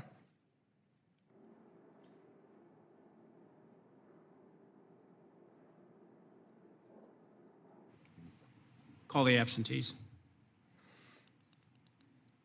Mr. Edwards. Mr. Edwards votes aye.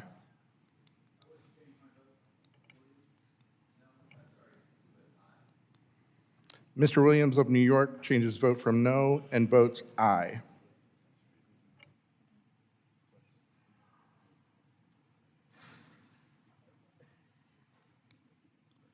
Is everyone, everyone recorded that wishes to be recorded? Seeing no one, clerk, please announce the vote. Mr. Chairman, on that vote, there were 33 ayes and 32 noes. By a vote of 33 ayes and 32 noes, the amendment is agreed to.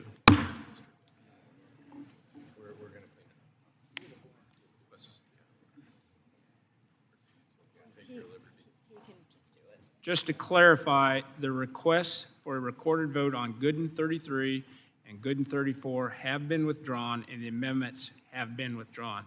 Gooden 36 was adopted as part of the en bloc package earlier in the markup. Is that correct, Mr. Gooden? It is, but to be honest, I was misinformed and did not intend to withdraw the one that I withdrew.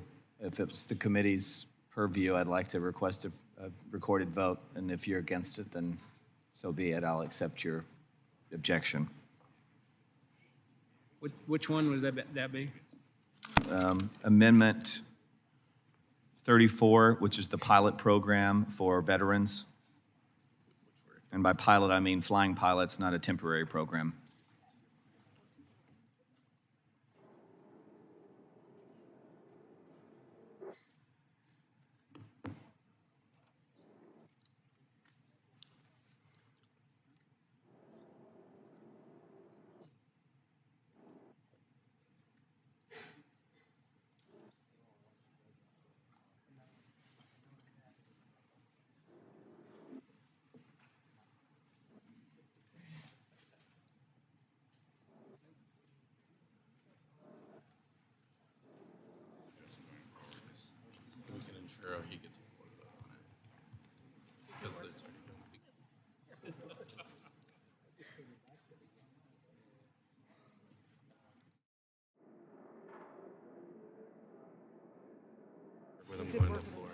So, because it's already been withdrawn, it would have to be resubmitted and redebated, and That's unreasonable, so maybe we can work on it on final yeah, passage. we can't do that. But what I'm saying is let me work with Thank you as we move towards the floor. I appreciate it. Thank you all. And talk about that.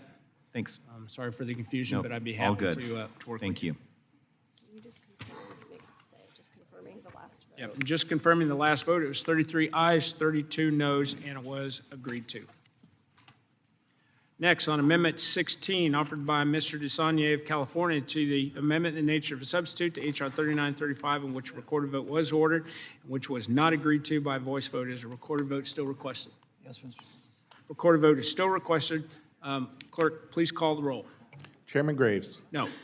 Chairman Graves votes no. Ranking Member Larson. Ranking Member Larson votes no. Mr. Crawford. Mr. Crawford votes no. Ms. Norton. No. Ms. Norton votes no. Mr. Webster of Florida. Mr. Webster of Florida votes no. Mrs. Napolitano. Yes. Mrs. Napolitano votes aye. Mr. Massey. Mr. Massey votes no. Mr. Cohen. Mr. Cohen votes aye. Mr. Perry. Mr. Perry votes no. Mr. Garamendi. Mr. Garamendi votes aye. Mr. Babin. Mr. Babin votes no. Mr. Johnson of Georgia. Mr. Johnson of Georgia votes aye. Mr. Graves of Louisiana. Mr. Graves of Louisiana votes no. Mr. Carson. Mr. Carson votes aye. Mr. Rouser. No. Mr. Rouser votes no. Ms. Titus. Ms. Titus votes aye. Mr. Bost. Mr. Bost votes no. Mr. Huffman. Mr. Huffman votes aye. Mr. LaMalfa. Sorry, sir? Mr. LaMalfa votes no. Ms. Brownlee. Ms. Brownlee votes aye. Mr. Westerman. Mr. Westerman votes no. Ms. Wilson of Florida. Ms. Wilson of Florida votes aye. Mr. Mast. Mr. Mast votes no. Mr. Payne. Mr. Payne votes aye. Mrs. Gonzalez-Colon. Mrs. Gonzalez-Colon votes no. Mr. Desagne. Mr. Desagne votes aye. Mr. Stauber. No. Mr. Stauber votes no. Mr. Carbajal. Mr. Carbajal votes aye. Mr. Burchett. Mr. Burchett votes no. Mr. Stanton. Mr. Stanton votes aye. Mr. Johnson of South Dakota. Mr. Johnson of South Dakota votes no. Mr. Allred. Mr. Allred votes aye. Mr. Van Drew. Mr. Van Drew votes no. Ms. Davids of Kansas. Ms. Davids of Kansas votes no. Mr. Nels. Mr. Nels votes no. Mr. Garcia of Illinois.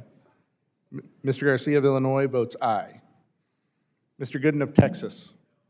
Mr. Gooden of Texas votes no. Mr. Pappas. Mr. Pappas votes aye. Mr. Mann. Mr. Mann votes no. Mr. Moulton. Mr. Moulton votes aye. Mr. Owens. Mr. Owens votes no. Mr. Auchincloss. Mr. Auchincloss votes aye. Mr. Yocum. No. Mr. Yocum votes no. Ms. Strickland. Ms. Strickland votes aye. Mrs. Chavez-DeRemer. No. Mrs. Chavez-DeRemer votes no. Mr. Carter of Louisiana. Mr. Carter of Louisiana votes aye. Mr. Edwards. Mr. Edwards votes no. Mr. Ryan. Mr. Ryan votes aye. Mr. Kane of New Jersey. No. Mr. Kane of New Jersey votes no. Mrs. Peltola. Mrs. Peltola votes aye. Mr. D'Esposito. No. Mr. D'Esposito votes no. Mr. Menendez. Mr. Menendez votes aye. Mr. Burleson. Mr. Burleson votes no. Ms. Hoyle of Oregon. Ms. Hoyle of Oregon votes aye. Mr. James. Mr. James votes no. Ms. Sykes. Ms. Sykes votes aye. Mr. Van Orden. Ms. Skolton. Ms. Skolton votes aye. Mr. Williams of New York. Mr. Williams of New York votes no. Mr. Molinaro. Oh, my apologies. Mrs. Fushi.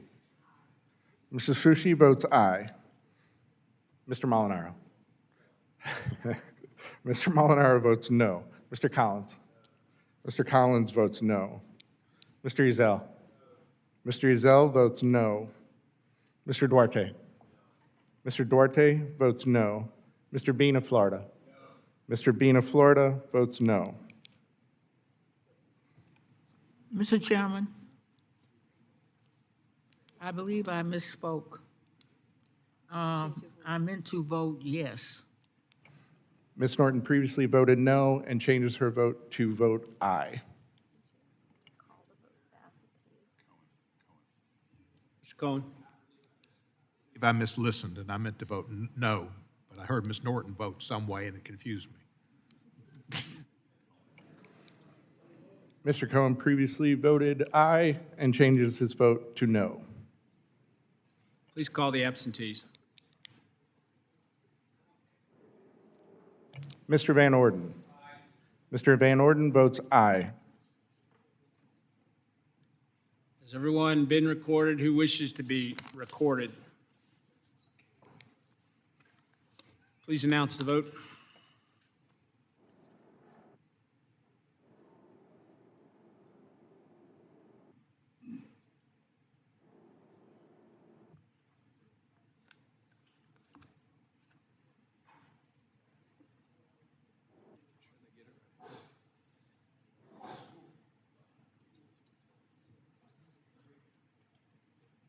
Announce the vote. Mr. Chairman, on that vote, there were 28 ayes and 37 noes. By a vote of 28 ayes, 37 noes, the amendment is not agreed to. I'm going to speak out of order for just a minute before we vote. We're done with amendments, and we will move on to passage, which, by the way, final passage, a recorded vote has been requested, so we'll be doing a recorded vote on the final passage. But I want to speak out of order real quick. And first of all, I want to be the first to say happy birthday to the ranking member, my colleague up here. Tomorrow's actually his birthday.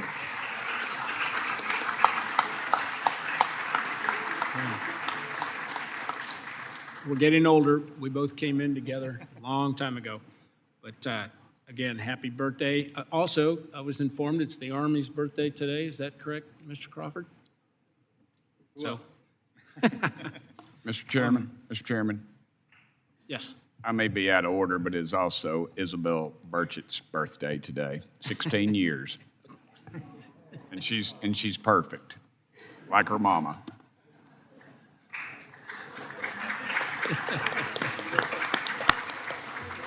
So I just want to say thank you for your patience and for working with us. I hate surprises, and we had no surprises last night in doing a two-day markup, and I think we're all much better rested as a result of the way that things were done. But I do appreciate everybody working with me. We've got a lot of work to do. Before we go to the floor, I made a lot of commitments, and I'm going to do everything I can to try to help folks get to where they need to be on policies that they are passionate about and are interested in. So with that, the question is now on the amendment in the nature of a substitute to H.R. 3935 as amended. All those in favor signify by saying aye. All opposed signify by saying nay. The ayes have it. The amendment in the nature of a substitute is agreed to. Now, the question is on the adoption of and favorably reporting of H.R. 3935 as amended to the House of Representatives. All those in favor signify by saying aye. Aye. All opposed signify by saying nay. A roll call vote, again, was requested, and clerk, please call the roll. Chairman Graves. Aye. Chairman Graves votes aye. Ranking Member Larson. Aye. Ranking Member Larson votes aye. Mr. Crawford. Mr. Crawford votes aye. Ms. Norton. Aye. Ms. Norton votes aye. Mr. Webster of Florida. Mr. Webster of Florida votes aye. Mrs. Napolitano. Aye. Mrs. Napolitano votes aye. Mr. Massey. Mr. Cohen. Mr. Cohen votes aye. Mr. Perry. Mr. Garamendi. Mr. Garamendi votes aye. Mr. Babin. Mr. Babin votes aye. Mr. Johnson of Georgia. Mr. Johnson of Georgia votes aye. Mr. Graves of Louisiana. Mr. Graves of Louisiana votes aye. Mr. Carson. Mr. Carson votes aye. Mr. Rouser. Aye. Mr. Rouser votes aye. Ms. Titus. Ms. Titus votes aye. Mr. Bost. Aye. Mr. Bost votes aye. Mr. Huffman. Mr. Huffman votes aye. Mr. LaMalfa. Mr. LaMalfa votes aye. Ms. Brownlee. Ms. Brownlee votes aye. Mr. Westerman. Mr. Westerman votes aye. Ms. Wilson of Florida. Ms. Wilson of Florida votes aye. Mr. Mast. Mr. Mast votes aye. Mr. Payne. Mr. Payne votes aye.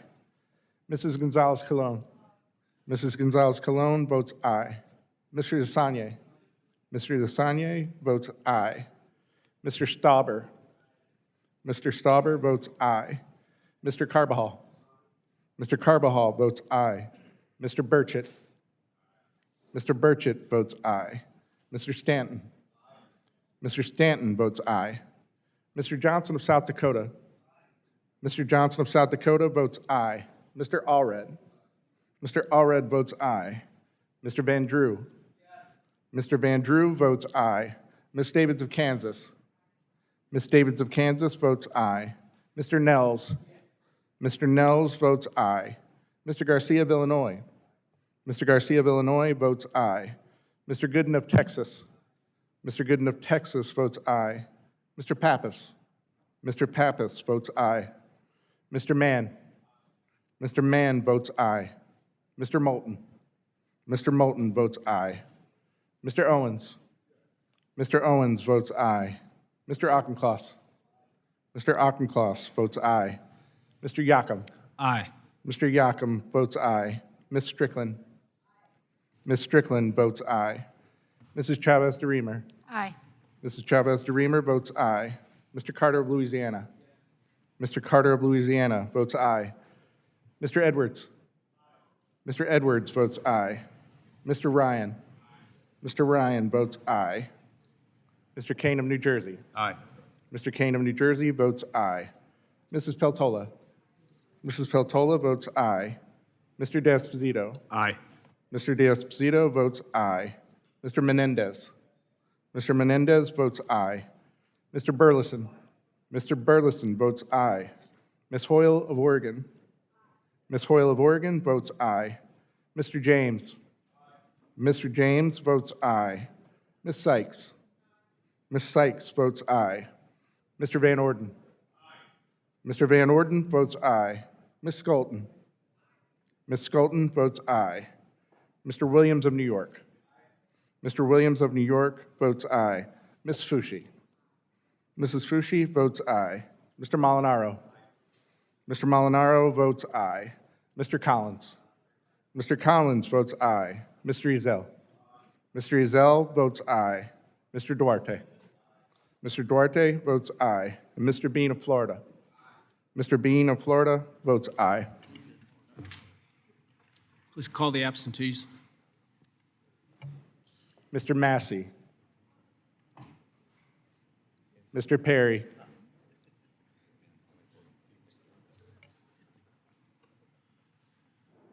Have all members voted that wish to be recorded? Seeing none, please announce the vote.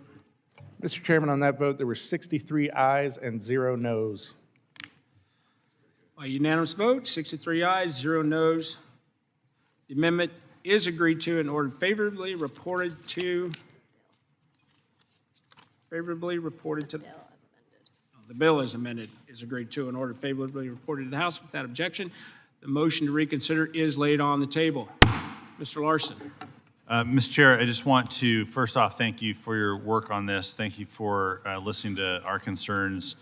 Every good bill is a product of good faith bipartisan compromise. This is an example of that. There are things we would have liked more of and less of, but that's compromise. I think it's a good product overall. And I want to thank my staff on this side of the aisle, Brian Bell, Alex Minardi, Adam Weiss, Liz Faro, our counsel, Stanton Johnson, for helping us on our side to put this all together. Your staff did a great job as well, and I appreciate the bipartisan nature of the bill and the bipartisan work of the staff on this bill. And thank you very much for your openness as well. Given the fact that we're going to be traveling together, I'm glad we were able to get this bill out in a bipartisan way to make the traveling a little easier this weekend. So with that, I yield back. Thank you, Mr. Larson. And we are on step 4 of a 10-step process, so we still got a long way to go. But with that, I'd ask unanimous consent that each measure reported today will be reported as a single amendment in the nature of a substitute, incorporating any amendments adopted. Without objection, that is so ordered. I'd ask unanimous consent that the staff be authorized to make any necessary technical, clarifying, and conforming changes to each of the measures reported today to reflect the actions of the committee. Without objection, that is so ordered. Pursuant to House Rule 22, Clause 1, I'd ask unanimous consent that the chairman or his designee be authorized to offer such motions as may be necessary in the House to go to conference with the Senate on the legislation adopted today or any similar measure. Without objection, that is so ordered. I ask unanimous consent that the chairman, after consultation with the ranking member, have authority to strike or revise any provision of the measures reported today that would cause a sequential referral to another committee or that would cause the bill to be subject to the Budget Act or Rule 21. Cut go, point of order. Without objection, that is so ordered and pursuant to House Rule 11, Clause 2L, I ask unanimous consent that all members of the committee have at least 2 calendar days in which to file any supplemental, minority, additional, or dissenting views on the legislation adopted today. Without objection, that is so ordered and pursuant to Rule 6 of the Rules of the Committee on Transportation Infrastructure. I note the presence of a quorum for actions taken on all committee business over the last 2 days. With that, the Committee on Transportation and Infrastructure has completed its business, and the committee is adjourned.